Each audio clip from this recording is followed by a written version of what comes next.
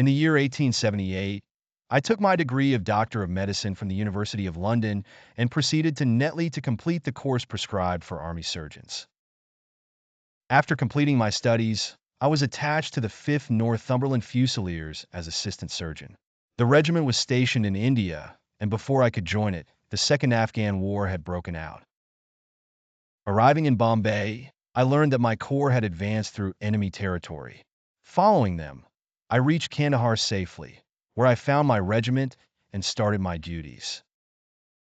The campaign brought honors to many, but only misfortune to me.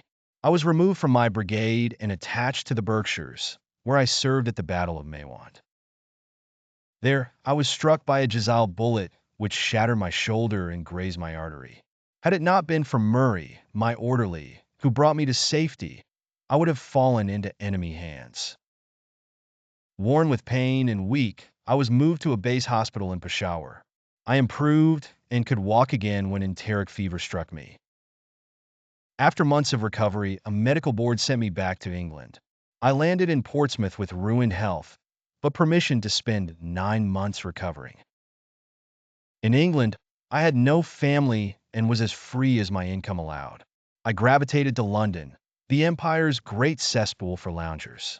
I stayed at a private hotel, but my finances soon became alarming.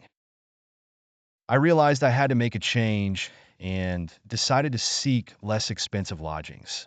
The day I made this decision, I met young Stamford, who had been a dresser under me at Bart's. Delighted to see a familiar face, I invited him to lunch at the Holborn. As we rode through crowded London streets, he commented on my appearance, and I recounted my adventures. During lunch, I mentioned I was looking for lodgings, and Stamford said another man had used the same expression to him earlier that day. He introduced me to Sherlock Holmes, who was also seeking someone to share nice rooms.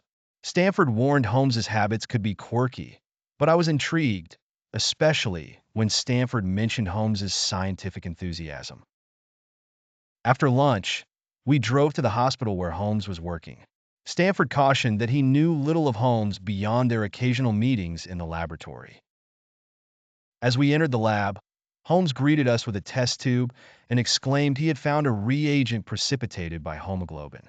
Introduced as Dr. Watson, I was amazed when Holmes deduced I had been in Afghanistan.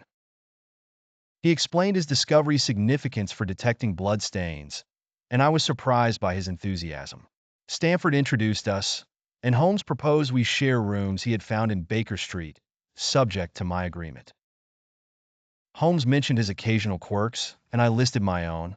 Satisfied, we arranged to meet the next day to inspect the rooms.